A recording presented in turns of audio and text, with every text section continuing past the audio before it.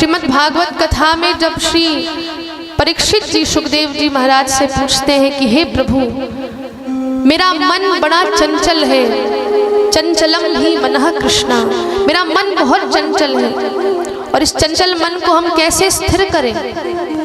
तो सुखदेव जी महाराज 4 उपाय बताते हैं। वो कहते हैं कि जित श्वासो जित संगो, कि अगर तुम्हें अपने मन को जीतना है तो सबसे पहले तुम्हें अपने आसन को जीतना पड़ेगा, और आसन को जीतने के पश्चात तुम्हें अपने संग को जीतना पड़ेगा, क्योंकि संग बहुत मैटर करता है। हम किसके साथ उठते हैं, किसके साथ बैठते हैं महाराज, वो सब मैटर करता है। तो इसीलिए हमारा जैसे लोगों के साथ संग होगा हम वैसे ही बन जाएंगे। और आजकल तो जो बालक हैं, बालिकाएं हैं, उनसे तो मेरा यही निवेदन है कि गलत बच्चों के संग आप कदापि मत करें, क्योंकि अगर हमने लेश मात्र के लिए भी गलत लोगों का संग कर लिया तो महाराज आपका पूरा जीवन नष्ट हो जाएगा, पूरा जीवन खराब हो जाएगा। ये संग का प्रभाव पड़ता है। अच्छा, आप बांके बिहारी गए हो कभी, मंदिर गए हो? तो वहां पर क्या होता है कि जो गुलाब का पुष्प है, जब हम गुलाब के पुष्प को श्री बांके बिहारी लाल जी को अर्पित करते हैं तो उसके साथ एक हरा पत्ता भी होता है, और वो हरे पत्ते में पुष्प की माला हम प्रभु को भेंट देते हैं। तो देखिए, गुलाब का उसने संग किया तो श्री बांके बिहारी जी के चरणों में वो पत्ता, सूखा पत्ता भी पहुंच जाता है, पहुंच जाता है कि नहीं? तो ये संग का प्रभाव है। अगर आपने गुलाब का संग किया तो आप पहुंच जाओगे श्री बांके बिहारी के चरणों में, और अगर आपने किसी गलत व्यक्ति का, किसी गलत वस्तु का संग किया तो आप महाराज सड़कों में पड़े रहोगे, आपकी कोई वैल्यू नहीं करेगा। तो इसलिए प्रयास क्या करना है, हमें अच्छे लोगों का संग करना है, अच्छे लोगों के साथ उठना है, बैठना है। गलत लोगों का एक क्षण का भी हमने अगर संग कर लिया तो हम भी गलत हो जाएंगे। हम कितने भी अच्छे हों, बहुत अच्छे हैं, पर गलत लोगों का थोड़ा सा भी समय, थोड़ा सा भी संग हमारे जीवन को बर्बाद कर देता है। और वही अगर हमने अच्छे लोगों का संग किया तो हमारा जीवन भी अच्छा बन जाएगा। तो इसलिए जीवन में यही प्रयास करो कि हम अच्छे लोगों का संग करें, अच्छी संगत करें। और यहाँ पर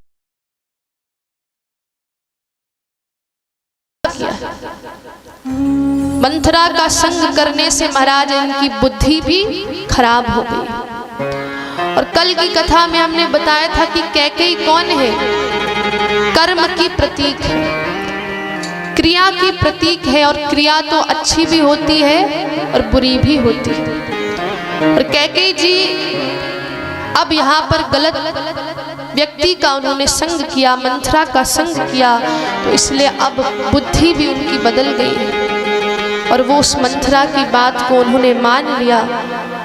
और मंथरा ने अब उपाय दिया कि देखो स्वामिनी, आपको एक उपाय बताते हैं कि आपने एक बार श्री राजा दशरथ की आपने सहायता की थी, उनकी रक्षा करी थी, और आपको उन्होंने 2 वरदान देने को कहा था। 2 वरदान आपको प्राप्त है, तो इसलिए श्री राजा दशरथ से आप यही 2 वरदान मांगना। 2 वरदानों के विषय में बताया। और अब इस मंथरा ने उपाय बताया कि आपको भवन में जाना। अब आपको पता है, प्राचीन काल में जब माताएं क्रोधित हो जाती थी तो वो कोप भवन में चली जाती, और जितना क्रोध आता था महाराज वही कोप भवन में वस्तुओं को तोड़ती थी जब क्रोध आता था। और आज तो ऐसा होता नहीं। आज होता है आजकल ऐसा, आपको क्रोध आता है तो आप कहाँ चली जाती हैं? हमने तो सुना मायके चली जाती है। बोलो राधे राधे। हमने देखा है जब माताओं को क्रोध आता है तो महाराज बर्तन ऐसे पटकती है जोर जोर से, तब मालूम चल जाता है कि माताओं को क्रोध आया है। बताती नहीं है कि हमें गुस्सा आ रहा है, वो दिखाती नहीं है, बोलती नहीं है, बस सामान पर अपना गुस्सा निकालती। कभी बर्तन को पटकेंगी, कभी कुछ और करेंगी। तो ऐसे ही प्राचीन काल में महाराज कोप भवन होता था, और अयोध्या में आज तक कोई कोप भवन नहीं गया, कोई महारानी नहीं गई है। पर आज मंथरा के कहने पर कैकेयी महारानी उस कोप भवन में प्रवेश करती हैं, अपने वस्त्रों को काले वस्त्र धारण करे हैं, आभूषण जमीन पर पड़े हैं, और श्री दशरथ जी महाराज आज इस सूचना को सबसे पहले कैकेयी जी के पास ले जा रहे हैं। कैकेयी जी के पास ले जाते हैं और देखा, मंथरा से पूछा कि राजभवन में कैकेयी माता है नहीं। पूछा कहाँ चली गई, तो मंथरा ने कहा अरे पता नहीं महाराज, आज इतनी क्रोधित है कि कोप भवन की ओर गई। दशरथ जी ने सोचा कि कोप भवन की ओर, ऐसा क्या हो गया कि आज तक कैकेयी जो हमेशा प्रसन्नचित्त रहती है, हमेशा प्रसन्नता की मुद्रा में रहती है, आज वो कोप भवन की ओर गई है। तो दशरथ जी महाराज ये सूचना देने के लिए जा रहे हैं। दशरथ जी महाराज दौड़ते दौड़ते महाराज कोप भवन में प्रवेश करा, और उन्होंने देखा कैकेयी का हाल, सारे आभूषण इधर उधर फैले हुए हैं, सारा मैया का जो श्रृंगार है फैला हुआ है। और दशरथ जी को यह हालत देखकर लगा कि कुछ तो बुरा हुआ है। पूछा कारण, तो कहा कि मैंने एक बार आपकी रक्षा करी थी, एक बार देवासुर संग्राम हो रहा था, तो कहते हैं कैकेयी जी ने राजा दशरथ की रक्षा करी थी, स्वयं अपनी जान जोखिम में रखकर महाराज कैकेयी जी ने दशरथ जी की रक्षा करी। तब दशरथ जी ने कहा 2 वरदान है, मांग लीजिए। तो कैकेयी जी ने कहा नहीं, बाद में मांगो। परंतु आज कैकेयी जी वरदान मांग रही हैं। तो पहला तो वरदान मांगा भरत को राज। राजा दशरथ ने कहा देखो कैकेयी, मैंने तो राम को राजा बनाने का पहले ही विचार कर लिया है, और आज पूरी अयोध्या तो सजी हुई है, और सबसे पहले मैं तुम्हें सूचना देने आ रहा हूँ, और तुम कह रही हो भरत को राज। और कहते हैं कि जब ये 2 वरदान के विषय में बताने जा रही थी, उससे पहले दशरथ जी को राम की सौगंध खिला दी थी, राम की शपथ खिला दी थी, और तब ये 2 वरदान मांगे हैं कि पहला वरदान मांगा कि भरत जी को राज्य, और दूसरा वरदान राम जी को 14 वर्ष का वनवास। सुनहु प्राण प्रिय भावत जी का, देहो एक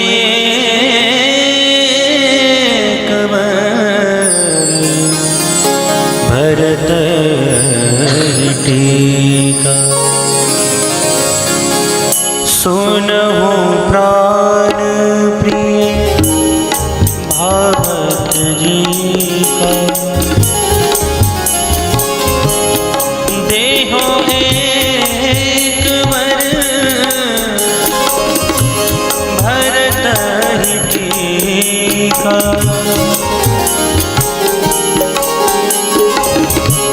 मांगहु दूसर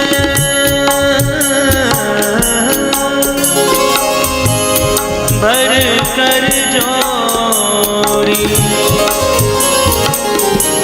पूर्वहु नाथ मनोहर मोरी, पूर्वहु नाथ मनोरथ मोरी। तापस भेष विशेष उदासी,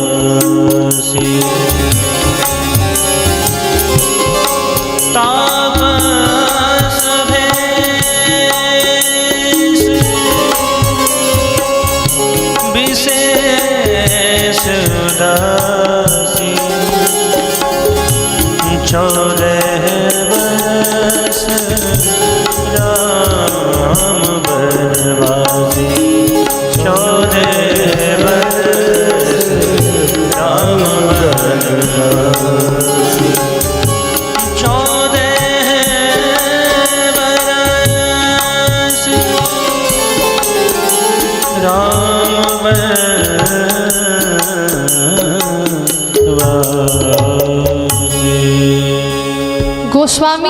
तुलसीदास जी कहते हैं कि सुनहु प्राण प्रिय भावत जी का, कि कैकेयी मैया बड़े भाव से मांग रही है कि सुनहु प्राण प्रिय, कि हे प्राण प्रिय आप मेरी बात सुनो। और मेरे जो दो वरदान हैं, पहला तो वरदान है कि भरत जी को टीका प्राप्त हो, भरत जी को राज्य मिले, और दूसरा वरदान है तापस वेश विशेष उदासी, कि राम जी को 14 बरस का वनवास। और कैसा वनवास? तो कहा तापस वेश, कि तपस्वी का वेश धारण करके राम जी 14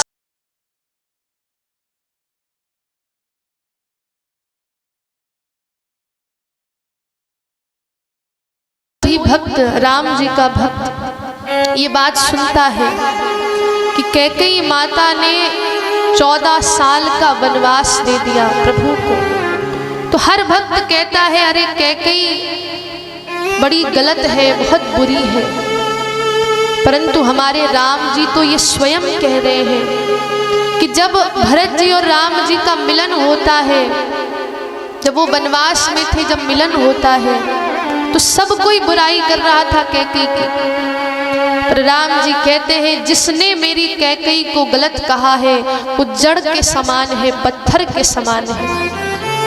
अरे वो मेरी जननी है, उन्होंने मुझे सबसे ज्यादा प्रेम प्रदान किया है। और आपको ये मालूम होना चाहिए कि कैकेयी जी के पास हमारे राम जी सबसे ज्यादा रहे हैं। जब भी खेल कर आते चारों राजकुमार, तो हमारे राम जी सबसे पहले कैकेयी जी के पास जाते। और एक दिन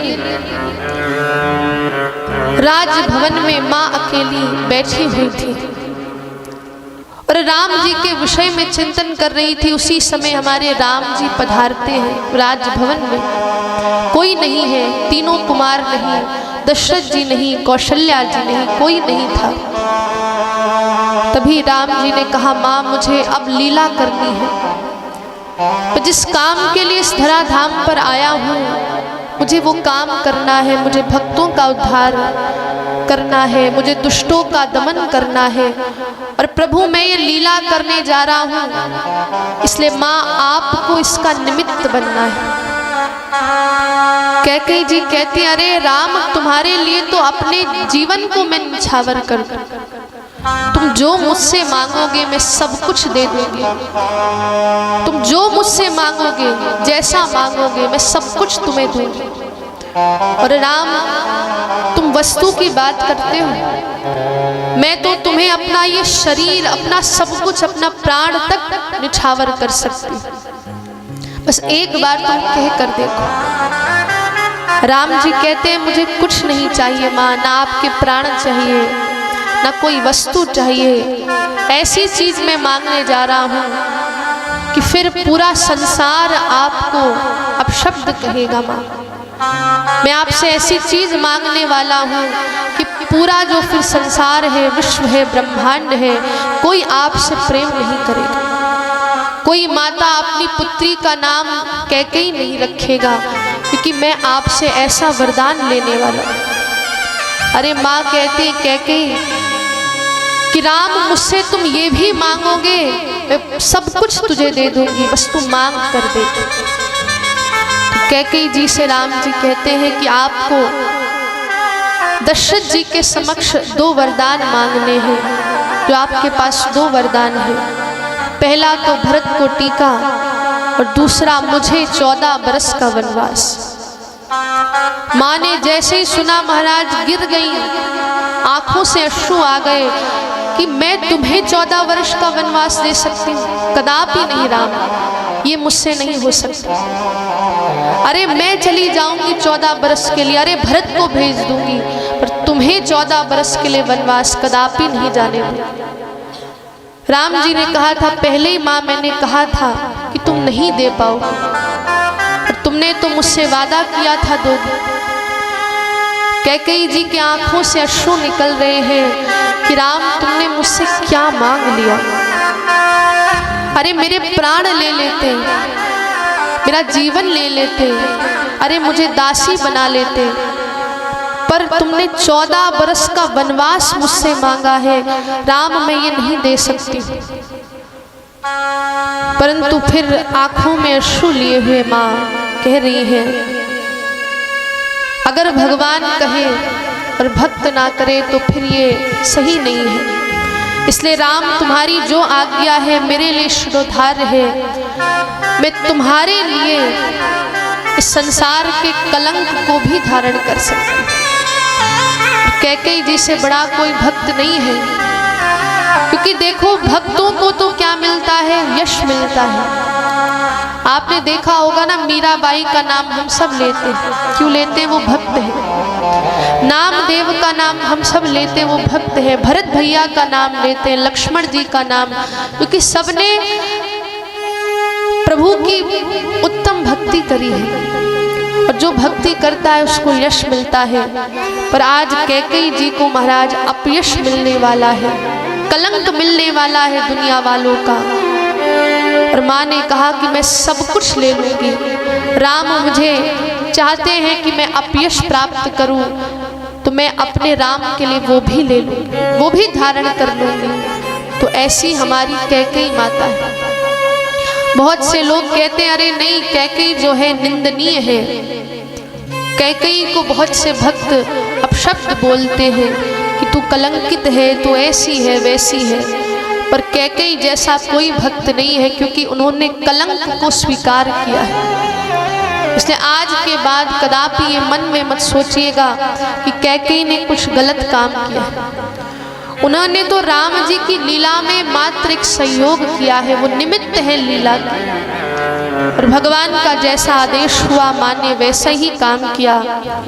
2 वरदान मांग लिए, और दशरथ जी ने जैसे ही सुना कि राम को 14 बरस का वनवास होने वाला है, तुरंत जमीन पर गिर गए कि कैकेयी तूने ये क्या कर दिया। उसे सौगंध भी राम की खिला ली कि राम की शपथ भी मैंने खा ली है, और अब मैं अपने इस जीवन को धारण नहीं कर सकती।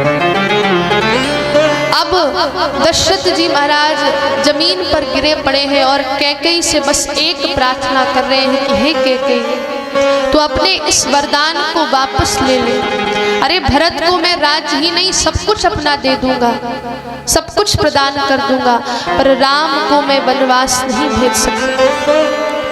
तो कैकेयी कहती अच्छा महाराज, अभी तो बड़ा भाषण दे रहे थे कि रघुकुल रीत सदा चली आई, कि रघुकुल की ऐसी रीति है कि प्राण जाई पर वचन न जाई। अभी तो बड़ा भाषण दे रहे थे महाराज कि रघुकुल की ऐसी रीति है, प्राण चले जाएं पर वचन नहीं जाता है। और अब तुम कह रहे हो महाराज कि वनवास नहीं दोगे, तो फिर तुम ही कलंकित होगे, तुम्हारा ये रघुवंश, ये सूर्यवंश कलंकित होगा। अब दशरथ जी तो अचंभित है कि वो कैकेयी जो इतना प्रेम करती है, आज वो ऐसी हो गई है, ऐसी बातें कर रही है। दशरथ जी तो रो रहे हैं, बस राम राम राम राम कहते जा रहे हैं। और महाराज उस समय को, उस वेला को सोचना भी बड़ा कठिन हो जाता है कि दशरथ जी बस राम राम कहते कहते बस जमीन पर पड़े हुए हैं, और अब अपनी महारानी के सामने, अपनी पत्नी के सामने हाथ जोड़ रहे हैं। अरे कैकेयी, वचनों को वापस ले ले, वचनों को वापस कर ले। अरे राम ने तेरा क्या बिगाड़ा है? अरे राम से तू इतना प्रेम करती थी, अपने पास ही रखती थी। जानकी को तूने अपना कनक भवन दे दिया है, आज भी अयोध्या में कनक भवन है, परंतु आज तूने ऐसा अमंगल कर दिया है, और आज से मैं अपना रिश्ता तुझसे तोड़ रहा हूँ। हमारा अब कोई नाता नहीं है। जो राम का नहीं हुआ वो मेरा नहीं है। जो राम को वनवास भेज रहा है वो मेरा कदापि नहीं हो सकता। इसलिए आज से हम दोनों का जो मध्य रिश्ता है पति पत्नी का, वो भी समाप्त होता है। कैकेयी ने कहा कोई बात नहीं, मुझे बस 2 वरदान अपने पूर्ण चाहिए। और अपनी बात में दृढ़ रहती है कैकेयी जी, दृढ़ है। सुबह हो गई है, राम जी तो तटस्थ है, ना तो उनको प्रसन्नता है ना तो कोई दुख है, वो तटस्थ है। अब हम सब देखो महाराज कैसे होते, जब हमें सम्मान मिलता है, जब हमको सम्मान मिलता है तो हम फूल जाते हैं, प्रसन्नचित हो जाते हैं कि हमको सम्मान मिलने वाला, बड़ा पद मिलता है तो हम आनंदित हो जाते हैं, सबको बताते हैं अरे देखो हम इस पद पर पहुंच गए हैं, हमको ये खुशियां मिल रही हैं। और जब महाराज दुखी होते हैं तो इतना दुखी हो जाते कमरा बंद करके बैठ जाते हैं। पर आज राम जी को राज मिलने वाला है तो वो कदापि आनंदित नहीं है, प्रसन्नचित नहीं है, वो तो सम अवस्था में है। गीता का यही ज्ञान है कि जो उच्च अवस्था को प्राप्त हो जाता है उसकी स्थिति सम रहती है, ना तो वो दुखी होता है और ना तो सुखी होता है। तो राम जी भी प्रसन्नचित नहीं है, सम अवस्था में है।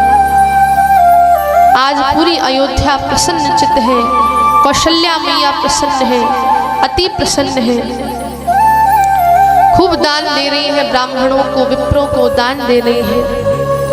राम जी को बुलाया, खूब आशीर्वाद प्रदान किया और इसके पश्चात अब दशरथ जी के मंत्री आए हैं और मंत्री जी ने देखा दशरथ जी अभी उठे नहीं, अपने राजभवन से निकले नहीं, तो सुमंत्र जी जो कदापि कभी भी कैकेयी जी के भवन में आज तक गए नहीं हैं, पर आज देखा कि राजा कैकेयी के भवन में है, अभी तक वापस नहीं आए हैं। देखा ऐसी हालत महाराज उनकी हो गई है, पड़े हैं जमीन पर और बस राम राम राम राम कहते जा रहे हैं कि हे राम मेरी बात सुनो, हे राम मेरे पास आओ, हे राम मेरा बेड़ा पार करो। लेटे हुए हैं और कैकेयी जी दशरथ जी को देख रही। उसी समय सुमंत्र आए, पूरी बात मालूम चली और वो भी कैकेयी माँ को दोष देने लगते, सब दोष दे रहे हैं। तो इस प्रकार से उस समय का जो वातावरण है अत्यंत मार्मिक है, सब दुखी हैं। पर राम जी दुखी नहीं है। उनको जब मालूम चला कि मुझे 14 वर्ष के लिए वनवास जाना है, दशरथ जी ने कहा कि तेरी माँ ने ये वरदान मांगा है राम, तो राम जी अब दुखी भी नहीं हुए। अच्छा आप ही बताओ, आपको आज जैसे कोई बड़ा पद मिलने वाला हो, एक बार प्रेम से कहेंगे राधे राधे राधे राधे। निद्रा देवी आने लगी आप लोगों को, तो इसलिए कहते हैं देखो कथा में सीधे बैठा जाए कि निद्रा देवी नहीं आएगी। अगर हम झुक जाएंगे, हमारी जो ये रीढ़ की हड्डी है झुक जाएगी, तो निद्रा देवी अपने आप आ जाएगी। इसलिए सबको भैया सीधे बैठना है, सीधे बैठिए सब, और सीधे बैठ के ही महाराज कथा सुननी चाहिए। तो अब सुमंत्र जी को जब मालूम चला, सारे पुरवासियों को मालूम चला, सब दुखी हैं, पर एक हमारे जो राम जी हैं ना तो दुखी है ना तो सुखी।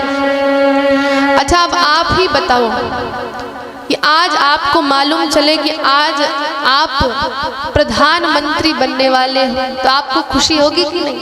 अरे इतनी खुशी होगी, सब जगह बता दोगे, सब रिश्तेदारों को फोन कर दोगे, अरे हम प्रधानमंत्री बनने वाले हैं, कल टीवी में जरूर देखना, अरे हमको ये पद मिलने वाला है जरूर देखना।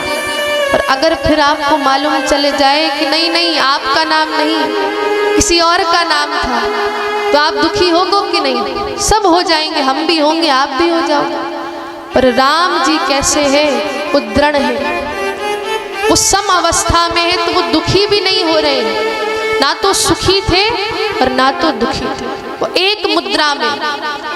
और अब वो अपनी कौशल्या जी के पास आए हैं और कौशल्या माँ से बता रहे हैं कि माँ मुझे 14 बरस का वनवास मिला है। और गोस्वामी जी कहते हैं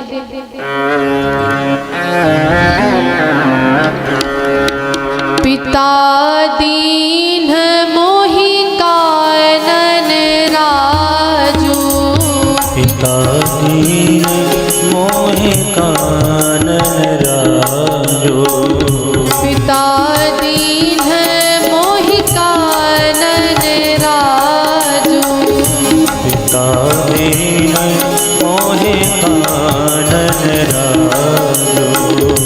जहाँ सब भांति मोर बड़ काजू। जहाँ सब भांति मोर सब काजू। पिता दीन मोहि कानन राजू। पिता दीन मोहि कानन राजो। राम जी कह रहे हैं कि हे माता, पिता दीन मोहि कानन राजू। कौशल्या माँ भी बड़ी दुखी है कि मेरे राम को पहले तो राजा बनाया जा रहा था, अयोध्या का राज्य दिया जा रहा था, पर अब 14 वर्ष का वनवास मिल रहा है। तो माँ तो बड़ी दुखी है। पर देखो राम जी कितने पॉजिटिव है, राम जी का जो एटीट्यूड है कितना पॉजिटिव है महाराज। वो कह रहे हैं पिता दीन मोहि कानन राजू। अरे पिता ने मुझे तो जंगल का राजा बना दिया। अरे अयोध्या तो छोटी है महाराज, पर ये जो जंगल है, जो अरण्य है, मुझे उसका राजा बना दिया गया है। और ऐसा एटीट्यूड हम सबका होना चाहिए, पॉजिटिव रहना चाहिए। राम जी के जीवन से सीखो कुछ, कि हम क्या करते, कुछ भी बुरा हुआ तो दुखी हो जाते, अरे मेरे साथ ही क्यों होता है। अरे भगवान कैसा भगवान है, हम तो नित्य उसका नाम लेते हैं, नित्य मंदिर में जाते हैं, शिव जी पर जल चढ़ाते हैं, रोज पूजा करते हैं महाराज, फिर भी भगवान ने हमको दुख दे दिया। तो भगवान थोड़ी ना आपको दुख देंगे। अरे भगवान तो माता है हमारी, भगवान हमारे पिता हैं। और आप ही बताओ, माता पिता क्या कभी अपने बच्चों को, अपनी संतान को दुख देंगे? आप बोलिए। आप सब तो माता पिता यहाँ बैठे हो, तो क्या आप अपने बच्चों को दुख दोगे? हाँ या ना? जोर से बोलिए। कोई नहीं देगा, क्योंकि माता पिता कभी अपने संतान के लिए बुरा सोच ही नहीं सकते हैं, कभी सोच नहीं सकते। और वैसे ही प्रभु हमारे माता पिता हैं, कभी हमारे लिए बुरा सोच ही नहीं सकते हैं। तो इसीलिए राम जी कह रहे हैं, देखो पिता दीन मोहि कानन राजू। अरे पिता ने कुछ गलत नहीं किया है माँ, पिता ने तो मुझे जंगल का राजा बना दिया।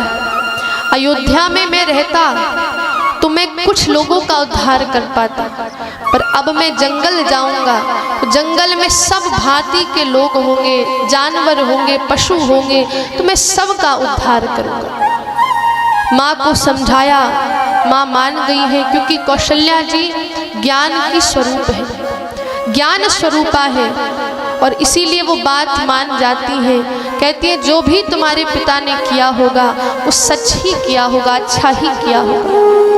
और कौशल्या जी देखो कितनी प्यारी बातें कह रही हैं। कह रही है कि तुम्हारी माँ ने ये तुम्हें वरदान दिया है, इसलिए कुछ गलत नहीं है। ये माँ ने तुम्हें आदेश दिया है, और मुझसे भी पहले कैकेयी तुम्हारी माँ है, क्योंकि वो तुमसे ज़्यादा प्रेम करती है। अगर इसलिए उसने कह दिया है तो जाओ। तो सबको समझाते हैं, इधर लक्ष्मण जी आ जाते हैं। लक्ष्मण जी कहते हैं नहीं भैया, हम भी आपके साथ चलेंगे। राम जी समझ गए हैं कि अब लक्ष्मण जी मानेंगे बात नहीं, इसीलिए उन्होंने कहा ठीक है तुम भी चलो। अब जानकी जी आई, जानकी जी ने भी कहा कि मैं भी आपके साथ ही चलूँगी, क्योंकि जब हमारा पाणिग्रह संस्कार हुआ था तब मैंने आपसे वादा किया था, आपने मुझसे वादा किया था कि जीवन में जैसी परिस्थिति आएगी हम दोनों साथ रहेंगे। दुख आएगा दुख में भी साथ, सुख आएगा तो सुख में भी साथ। और पति पत्नी का रिश्ता महाराज ऐसा ही होना चाहिए कि सुख आए तो भी साथ रहो, और दुख आए तो भी एक दूसरे का हाथ इतना कसकर पकड़ो कि फिर दुख भी समाप्त हो जाए, दुख की वेला भी चली जाए। ऐसा रिश्ता होना चाहिए। ऐसा नहीं कि दुख आए तो भैया महाराज पति को छोड़कर चले गए, नहीं। आपने जब पाणी ग्रह किया था तो आपने अग्नि को साक्षी माना था। उस अग्नि को साक्षी माना था जिसकी पूजा, जिसके मंत्र वेदों में लिखे गए। महाराज वेदों में प्रभु के विषय में नहीं बात आई है, अग्नि देवता है उसमें, वेदों में अग्नि का वर्णन है, इंद्र का वर्णन है, तो आपने उस अग्नि को साक्षी माना है। तो इसलिए सीता जी ने कहा कि नहीं, मैं भी आपके साथ ही चलूंगी। सीता जी को बहुत समझाया हमारे राम जी ने कि नहीं, तुम्हें सास ससुर की सेवा करनी है, पर सीता जी मानी नहीं कि सारे नाते, सास का नाता, ससुर का नाता, देवर का नाता बाद में है, पहले आपसे मेरा नाता है, इसीलिए मैं आपके साथ ही चलूंगी। हे प्रभु मुझे अपने साथ ले जाइए। तापस वेश धारण किया, सारे आभूषण, सारे जो राजा के वस्त्र हैं सब कुछ वहाँ पर छोड़ दिया। तापस वेश धारण करके अब हमारे प्रभु अयोध्या धाम को छोड़ कर जा रहे हैं। दशरथ जी ने कहा कि ऐसा करना, 2-3 दिन जंगल घुमाकर वापस आ जाना, 2-3 दिन घूमेंगे, 2-3 दिन, और उसके बाद पुनः वापस अयोध्या ले आना। अब कहते हैं कि सारी जितने भी अयोध्या वासी हैं आज बड़े दुखी हैं। आज अयोध्या वासियों ने सोचा कि मेरे राम, हमारे प्रभु श्री राम हमको छोड़कर जा रहे हैं, तो अब हम कैसे जीवित रहेंगे। और महाराज हमारे राम जी जब जा रहे थे तो सारे अयोध्या वासी पीछे पीछे राम जी के कि हे प्रभु, हे नाथ, हमसे ऐसी कौन सी गलती हो गई कि आप हम लोगों को छोड़कर जा रहे हो। अरे हमारे शरीर में प्राण आप ही हो, हमारे शरीर के प्राण राम आप ही हो, सिया जो है, लक्ष्मण जी हैं, तो आप हमको छोड़कर चले जाओगे तो हम जीवन कैसे धारण करें। तो इसलिए अब उस समय का कैसा मार्मिक वर्णन है, आइए हम एक भाव से उस दृश्य का दर्शन करें कि कैसे अयोध्या के वासी प्रभु श्री राम के पीछे पीछे भाग रहे हैं कि हे राम हमको मत छोड़िए, हे राम हमको छोड़कर मत जाइए, हम आपके ही सहारे हैं, आप ही हमारा आश्रय हो। तो आइए हम उस भाव को श्रवण करें। विधना तेरे लेख किसी के समझ न आते हैं कि जन जन के प्रिय राम लखन देखो वन को जाते हैं। विधना तेरे लेख किसी के समझ न आते हैं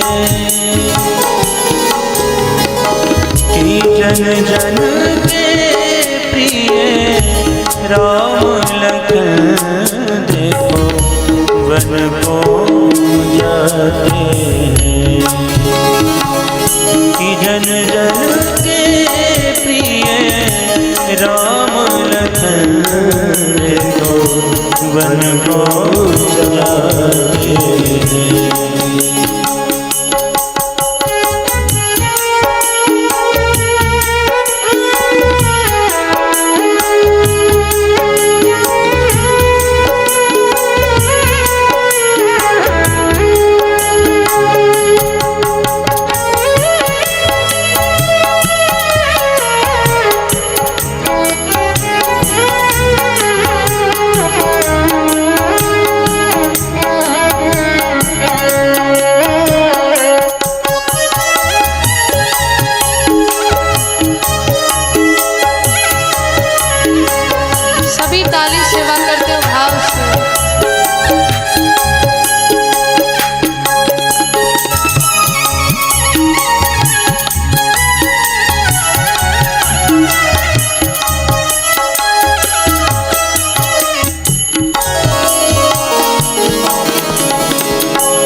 ये राजा के दुराज दुलारे बन बन भटके मारे मारे।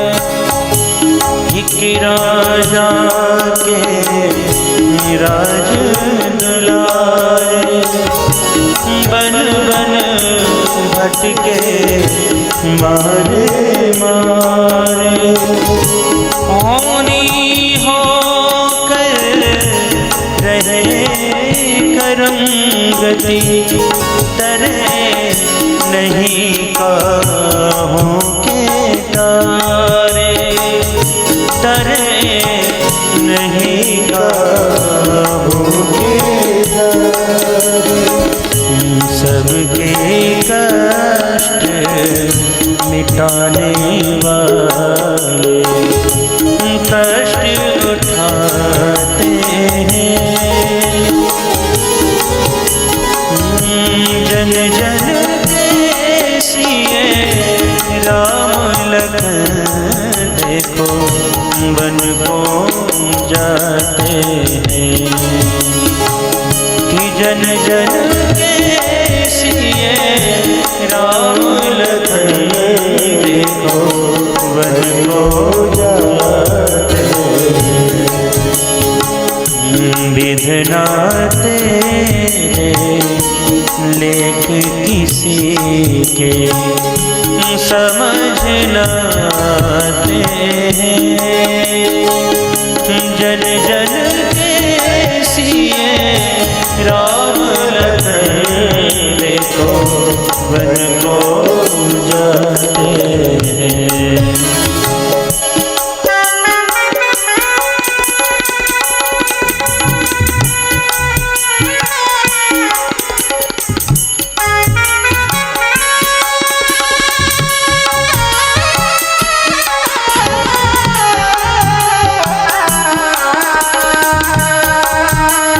सभी भाव से ताली सेवा करते हो।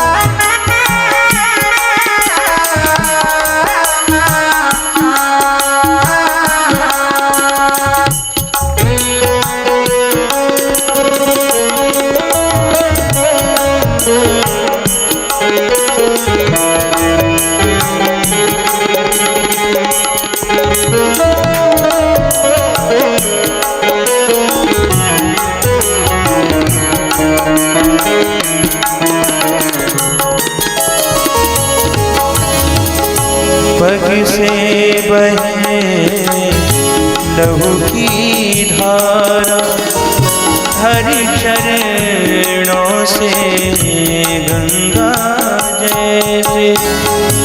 पग से बहे लहू की धारा हरि चरणों से गंगा जैसे। हरि चरणों से गंगा जैसे।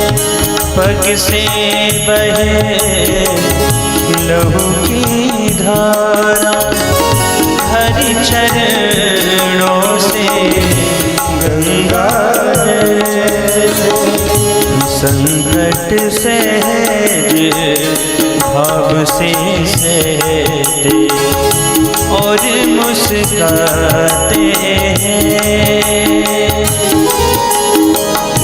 जन जन के सिए राम लखन देखो वन को जाते हैं। विधना तेरे लेख किसी के समझ न आते हैं। जन जन के सिए राम लखन देखो वन को जाते हैं कि जन जन के सिए राम लखन देखो वन को जाते। चली जानकी बनकर अपने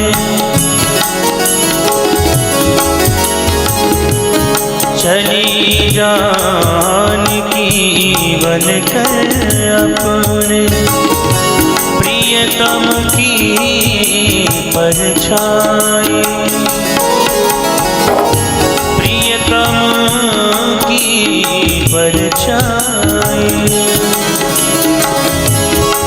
राम राम कहता दशरथ को, राम राम कहता दशरथ को, आज बिलखता छोड़ चले, आज हमारे राम अयोध्या छोड़ चले, और आज हमारे राम अयोध्या छोड़ चले।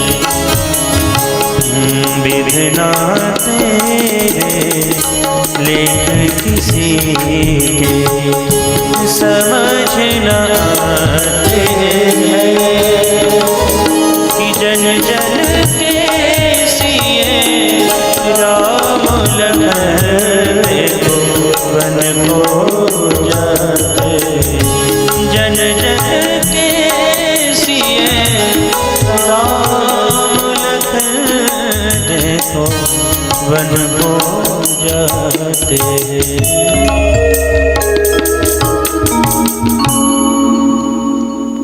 इस प्रकार से सभी अयोध्यावासी आज हमारे श्री राघवेंद्र सरकार के पीछे पीछे जा रहे हैं और कहा, प्रभु आप जहाँ जहाँ जाओगे हम भी आपके साथ चलेंगे। सारे अयोध्यावासी आज प्रभु के साथ जा रहे हैं। पहले दिन हमारे प्रभु तमसा नदी पहुँचे। तमसा नदी में पहुंचकर प्रभु ने आशीर्वाद लिया। उसके पश्चात सभी अयोध्या वासियों को वहीं तमसा नदी के किनारे छोड़ दिया और सुमंत्र जी से कहा कि आप भी वापस चले जाओ। पर सुमंत्र जी ने कहा कि दशरथ जी का आदेश था, इसलिए मैं भी आपके साथ चलूंगा, पर अयोध्या वासियों को छोड़ देते हैं। और समस्त अयोध्यावासी वहीं पर सोए और हमारे प्रभु रात्रि को ही आगे चल देते हैं सुमंत्र जी के साथ। और इसके पश्चात श्री राघव जी श्रृंगवेरपुर पहुँचे। श्रृंगवेरपुर के राजा हैं निषाद राज। और निषाद राज हमारे प्रभु श्री राम के घनिष्ठ मित्र हैं, प्रेमी मित्र हैं। प्रभु का आदर सत्कार किया, हे प्रभु आप हमारे साथ रहिए। पर प्रभु ने कहा, मुझे ये मेरी माता का आदेश है कि 14 बरस तक किसी राज्य के अंदर प्रवेश नहीं करना है, इसलिए मैं बाहर ही ठहरूंगा। और आज हमारे प्रभु श्री राम शीशम वृक्ष के नीचे, जो राजा राम महलों में रहने वाले हैं, आज वही प्रभु श्री राम एक वृक्ष के नीचे रात्रि के समय शयन कर रहे हैं। और उसी समय हमारे प्रभु के घनिष्ठ मित्र निषाद राज जी लक्ष्मण जी से कह रहे, देखो इस समय कैसा है कि एक दिन पहले राजा बनने वाले थे और आज एक तपस्वी की तरह जंगलों में एक वृक्ष के नीचे कांटों में शयन कर रहे हैं। तो उसी समय श्री लक्ष्मण जी कहते हैं, अरे इसमें समय का कुछ नहीं है, तुम अभी हमारे राम जी को जानते नहीं हो कि राम कौन है। वो जो कुछ भी उनके साथ हो रहा है ये मेरे प्रभु की, मेरे राम जी की लीला है। और हे निषाद राज, आज मैं तुमको बताता हूँ कि राम कौन है। तो अब गोस्वामी जी की चौपाइयों के माध्यम से श्री लखनलाल जी निषाद राजगुरु को बता रहे हैं कि राम कौन है। तो आइए हम श्रवण करते हैं। राम ब्रह्म परमारथ रूपा। गाइए और सभी ताली सेवा करते हुए। राम ब्रह्म परमारथ रूपा। राम ब्रह्म परमारथ रूपा। अविगत अलख अनादि अनूपा। अनादि अनूपा। सकल विकार रहित गत भेदा। सभी ताली से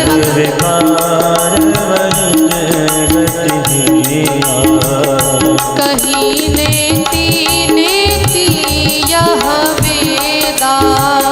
कहीं नेति यह वेदा।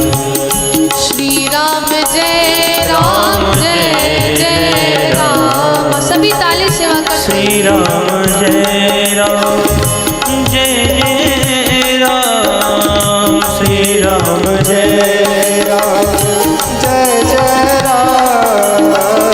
श्री राम जय राम जय राम। श्री राम जय राम जय राम। श्री राम जय राम जय राम। श्री राम जय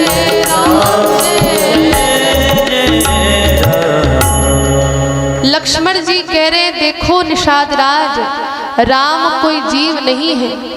क्या कह रहे हैं कि राम ब्रह्म। अरे राम जी तो ब्रह्म है। राम ब्रह्म परमारथ रूपा। अरे वो परमेश्वर है, वो प्रभु है, वो ईश्वर है। और इसलिए जो कुछ भी हो रहा है ये उनकी लीला मात्र है। इसलिए दुखी मत हो। वो कोई जीव नहीं है जो उनको दुख होगा, सुख होगा, कष्ट होगा। अरे ये सब उनकी लीला चल रही है। अरे श्रुतियों में जिसको नेति नेति कहा जाता है महाराज, वो राम है जो हम सबके मध्य आए हैं। इसलिए चिंता मत करो। राम जी को जो कष्ट हो रहा है ये कष्ट नहीं है। अरे राम जी हमारा आपका उद्धार करने आए। इसीलिए चिंता मत करो निषाद राज। वो तो प्रभु है, वो भगवान है, उनको कदापि कष्ट नहीं होगा। और जब आपको मालूम है जब ये बातचीत हो रही थी, जब लक्ष्मण जी निषाद राज को राम जी का मर्म बता रहे थे, तो उसी समय वहां पर भगवान के भक्त थे जिनका नाम है केवट। प्रभु के परम भक्त हैं श्री केवट जी। और उन्होंने ये बात चुपके से सुन ली। कहते हैं कि जब हमारे राम जी निषाद राज गुह के श्रृंगवेरपुर आए, रात्रि में शयन कर रहे थे, तो सारे जितने भी अरण्य के निवासी हैं, श्रृंगवेरपुर के निवासी हैं, सब पहरा देने लगे थे। और उसमें से एक केवट जी थे। तो केवट जी ने यह बात सुन ली कि राम जी तो ब्रह्म है, राम ब्रह्म परमारथ रूपा। ये बात सुन ली। और अब उन्होंने सुबह अगले दिन केवट जी ने निषाद राज गुह से कहा, देखो मैंने आपकी हर प्रकार से सेवा करी है, हर प्रकार से मैंने आपकी सेवा करी है। इसलिए अब आप मुझे एक वरदान दे दो, एक मेरा काम कर दो। निषाद राज ने कहा ठीक है, बताओ क्या काम है। तो कहा देखो मेरा ये काम है कि प्रभु मैंने आपकी हमेशा सेवा करी है, मैंने आपको इस पार से उस पार ले गया हूँ, बस आज आप मेरी सहायता कर लो। जितने भी नाविक हैं, जितने भी केवट हैं, उनकी नाव को आज आप हटा दो। ये पूरे राज्य में डुगडुगी बजा दो, पूरे राज्य में आदेशित कर दो कि सिर्फ मेरी नाव नदी के पास रहेगी और सबकी नाव आप हटा दीजिए। निषाद राज जी ने आदेश दिया और सारी जितनी भी नाव हैं वो सब चली गई हैं और मात्र एक केवट जी की नाव वहाँ पर है। और अब हम बड़े ही प्यारे प्रसंग की ओर चल रहे हैं जिनका नाम है केवट प्रसंग। बड़ा ही प्यारा प्रसंग है, रस से भरा, भक्ति से सराबोर ये प्रसंग है। तो आप सब बड़े सावधान होकर सुनो, क्योंकि क्योंकि ये प्रभु के भक्तों की कथा है। और आपको मालूम होना चाहिए प्रभु हमारे भक्तों से, जो उनके भक्त हैं उनसे बहुत प्रेम करते हैं। भक्ति भक्त भगवंत गुरु चतुर नाम वपु एक। भक्त और भगवान में कोई अंतर नहीं है, कोई अंतर नहीं है। और भगवान तो स्वयं कहते हैं कि नाहम वसामि वैकुंठे योगी नाम हृदय नचा, कि ना मैं तो वैकुंठ में रहता हूँ ना योगियों के हृदय में रहता हूँ, मैं तो बस अपने भक्तों के घर में रहता हूँ, उनके हृदय में रहता हूँ। इसलिए अब हम बड़े ही प्यारे प्रसंग की ओर चल रहे हैं।